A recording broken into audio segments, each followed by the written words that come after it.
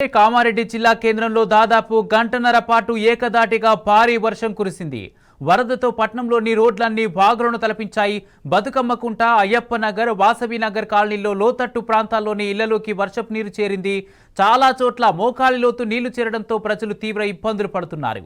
నియోజకవర్గంలోని కామారెడ్డి, దోమకొండ, బిక్కనూరు, మాచారెడ్డి, పాల్వంచ, రాజంపేట మండలాల్లో సైతం భారీ వర్షం కురిసింది. కామారెడ్డి పట్టణంలోని నిజాం సాగర్ చౌరస్తా నుంచి ఎల్లారెడ్డి వైపు వెళ్లే ప్రధాన రహదారి పూర్తిగా జలమయమైంది. Vidyanagar colony, NGOs colony, Ashok Nagar కాలనీలో భారీగా వర్షపు నీరు చేరింది. Station road, Sircilla road, JPN road, Subhash రోడ్లపై భారీగా వరద ప్రవహించింది. మున్సిపల్ అధికారులకు, జిల్లా కలెక్టర్కు ఎన్నిసార్లు చెప్పినా పట్టించుకోవడం లేదంటూ బాధితులు ఆగ్రహం వ్యక్తం చేశారు.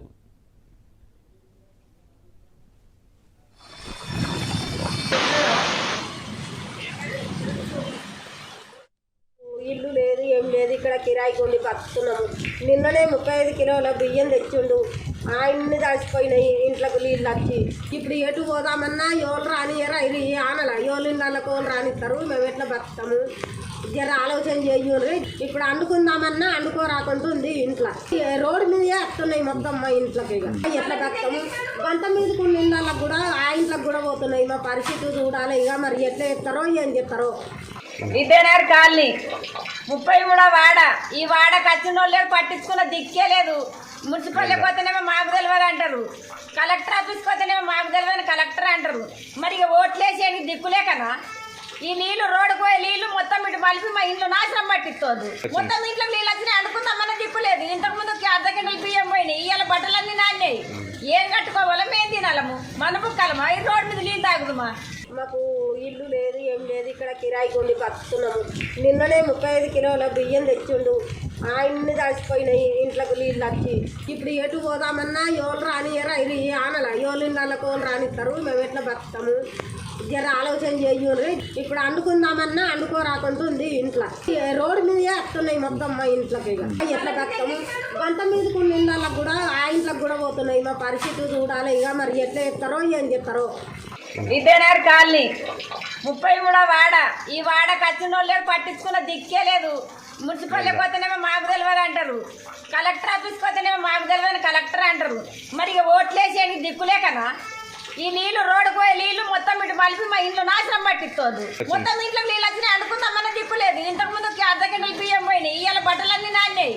ఏం కట్టుకోవాలో మేము తినాలము, మన బుక్కలమా ఈ రోడ్డు మీద నీళ్ళు తాగుదమా? మాకు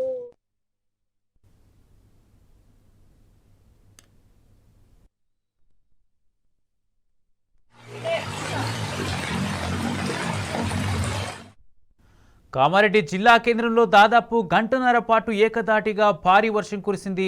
వరదతో పట్టణంలోని రోడ్లన్నీ వాగులను తలపించాయి. ఇదే అంశానికి సంబంధించి పూర్తి అప్డేట్స్ మా ప్రతినిధి రవీందర్ అందజేస్తారు.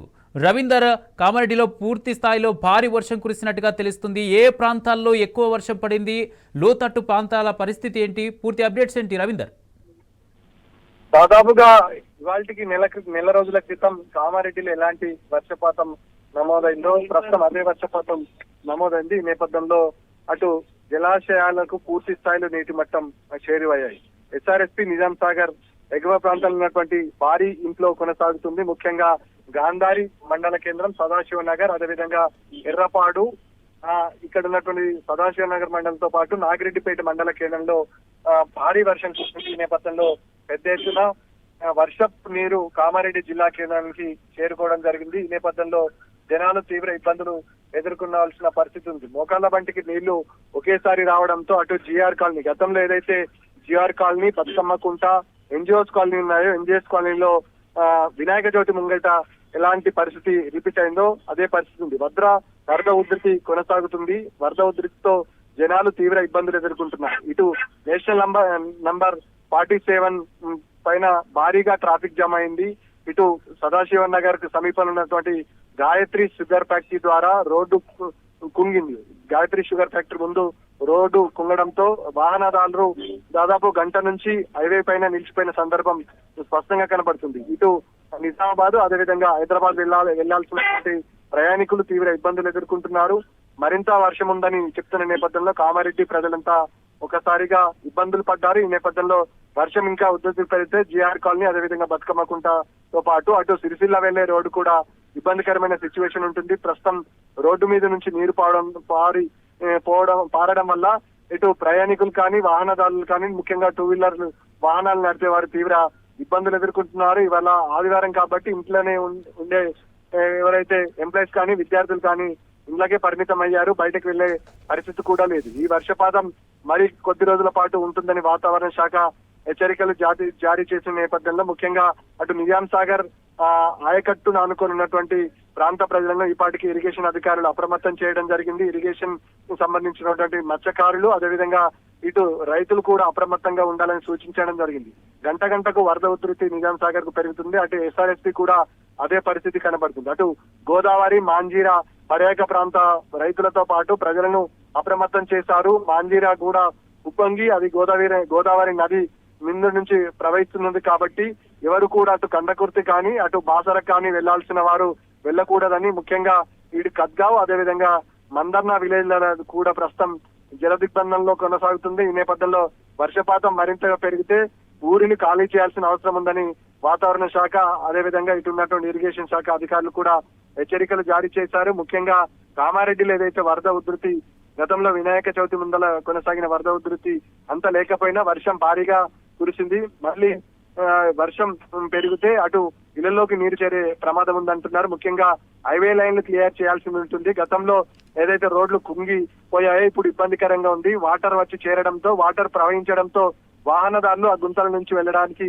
ఇబ్బందులు పడుతున్నారు. గతంలో నెల రోజులు గ్యాప్ లేదు కాబట్టి వర్షం ఉన్న సమయంలో ఇబ్బందులు తలెత్తే పరిస్థితి ఉంటుంది కాబట్టి ఇటు వాహనదారులు కూడా చూసి వెళ్లాలని సూచిక బోర్డులు పెట్టడం జరుగుతుంది. ఈ నేపథ్యంలో ఇటు నెల రోజుల పాటు వర్షముఖం తగ్గింది. ఈ నేపథ్యంలో వర్షాలు తగ్గిన సమయంలో అధికార యంత్రాంగం ఇక్కడ ఉన్నటువంటి రోడ్లు కానీ హైవేకి సంబంధించినటువంటి కనెక్టివిటీ కానీ పునరుద్ధరించకపోవడం వల్ల మళ్ళీ వర్షం పడడం వల్ల ప్రయాణికులు పాదాచారులు ముఖ్యంగా స్కూల్ కు వెళ్లాల్సిన విద్యార్థులు తీవ్ర ఇబ్బందులు ఎదుర్కొన్నారు. మొన్నటి వరకు మళ్ళీ వర్షం తోడవడంతో స్కూళ్ళకు కూడా రేపటి నుంచి సెలవు ప్రకటిస్తారనే విషయాలు కూడా తెలిసిన నేపథ్యంలో వర్షం మరింతగా కొనసాగితే ఇబ్బందికరమైన సిచ్యువేషన్ తలెత్తే ప్రమాదం ఉన్నట్టుగా కనబడుతుంది. కుమార్, కామారెడ్డి జిల్లాలో.